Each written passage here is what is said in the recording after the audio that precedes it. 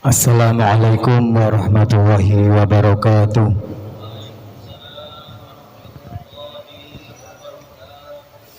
Alhamdulillahi wa kafa, wassalatu wassalamu ala nabil mustafa wa ala alihi wa sahbihi man ihtada, amma ba'du.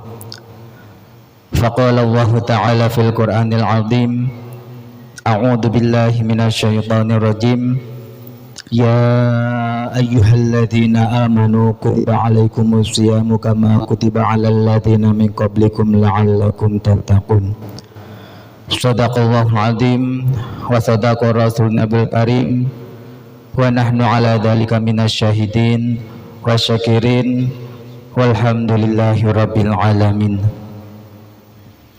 Yang terhormat alim ulama, yang terhormat Imam Masjid Takmir Masjid Al-Huda, yang terhormat Bapak Ibu jamaah salat Isya, sekaligus sebentar lagi kita akan melaksanakan salat tarawih dan salat witir.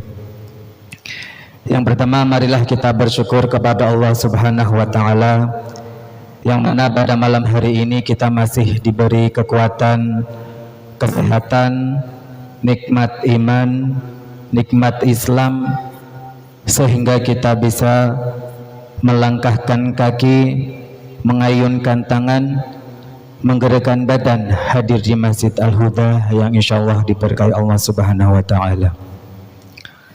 Semoga dengan berkumpulnya kita di sini menjadi isyarah bahwasanya kita akan dikumpulkan di surganya Allah. Amin ya rabbal alamin.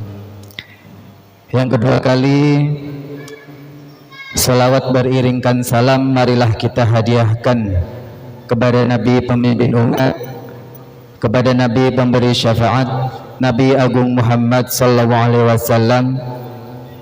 Semoga kelak kita mendapatkan syafaatnya di yaumil qiyamah. Bapak Ibu yang insyaallah dirahmati Allah Subhanahu wa taala, di sini kami akan berbagi tentang hal-hal atau perkara yang dapat membatalkan pahala puasa. Jadi Bapak Ibu, ada perkara yang membatalkan puasa, ada juga perkara yang membatalkan pahala puasa. Jadi puasanya tetap sah, tetapi kita tidak mendapatkan pahala apa-apa. Dalam hadis Rasulullah SAW bersabda, khamsun yuftirna al-kadhibu wal ghibatu wan namimatu wal yaminul kadhiba wan nadru bisyahawat. Bahwasanya Nabi Muhammad SAW bersabda, ada 5 perkara yang dapat membatalkan puasa. Yang pertama yaitu al-kadhib atau berbohong. Berbohong yakni berdusta, ketika kita berbicara tidak sesuai dengan fakta atau tidak sesuai dengan keadaannya. Nah, ketika kita berdusta atau berbohong, kita sedang melaksanakan ibadah puasa, entah itu puasa wajib, entah itu puasa sunnah, maka akan membatalkan pahala puasa. Yang selanjutnya yaitu al-ghibah atau menggunjing atau membicarakan kejelekan orang lain.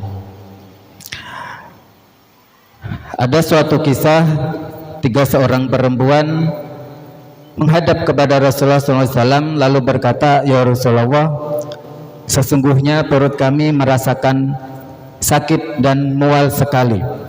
Kemudian Rasulullah SAW mengatakan, silahkan dimuntahkan. Seketika itu 3 perempuan tersebut memuntahkan dan keluar darah dan nanah. Sepertinya 3 perempuan tersebut, lalu sahabat bertanya, ya Rasulullah, sesungguhnya apa yang sedang terjadi kepada 3 perempuan tersebut? Lalu Rasulullah SAW menjawab, sesungguhnya 3 orang perempuan tersebut sedang berpuasa, tetapi sering membuka kejelekan orang lain, suka membicarakan kejelekan orang lain. Sesungguhnya seseorang yang berpuasa tetapi suka membuka aib atau membicarakan kejelekan orang lain, sesungguhnya mereka adalah memakan darah dan nanah.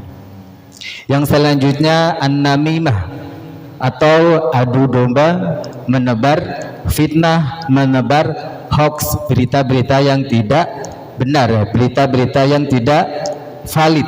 Nah, ada hadis Rasulullah SAW bersabda, la yadkhulul jannata an-namam, sesungguhnya orang yang suka adu domba tidak akan pernah masuk dalam surganya Allah.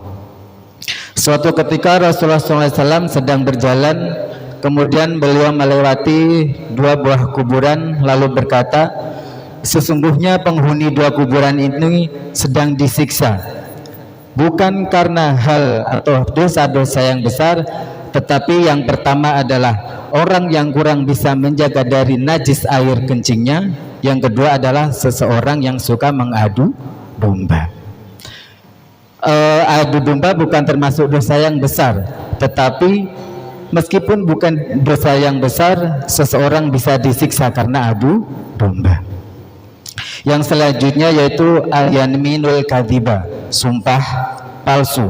Jadi Bapak Ibu, ketika Bapak Ibu dimintai menjadi saksi, tapi Bapak Ibu disogok atau dibayar oleh seseorang, kemudian bersaksi palsu, itu akan merugikan salah satu pihak dan akan menguntungkan salah satu pihak.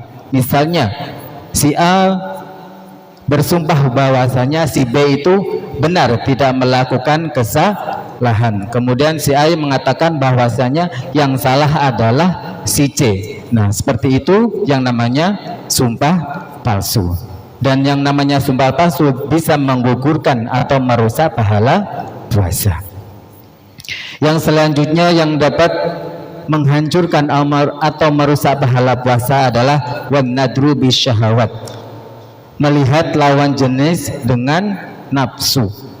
Jadi Bapak Ibu, kalau kita sedang jalan-jalan katanya cuci mata, mencari vitamin mata. Misalnya contohnya sore-sore kita ngabuburit, mencari takjil di jalan, ketika kita melihat orang yang cantik, semok, montok, solehot, kok Bapak Ibu terus melihat terus tanpa berkedip, maka kita tidak mendapatkan takjil, tapi kita akan mendapatkan dosa dan pahala puasanya sudah gugur atau rusak gara-gara ngabuburit, tidak mendapatkan takjil tapi mendapatkan dosa. Maka dari itu Bapak Ibu, marilah kita berusaha untuk menghindari 5 sifat tersebut, karena sifat 5 tersebut dapat merusak pahala puasa. Ada sebuah hadis yang mengatakan, kamin suamin laisa min syamihi ilal ju'wal atsu. Betapa banyak di antara kita orang-orang yang berpuasa tetapi tidak mendapatkan pahala apa-apa dari puasa tersebut kecuali hanya lapar dan dahaga. Maka dari itu Bapak Ibu, marilah kita berdoa, bermohon dan berharap kepada Allah Subhanahu wa taala, semoga dengan berpuasa kita mendapatkan pahala yang sempurna dari Allah Subhanahu wa taala. Cukup sekian, kurang lebihnya mohon maaf. Wassalamualaikum warahmatullahi wabarakatuh.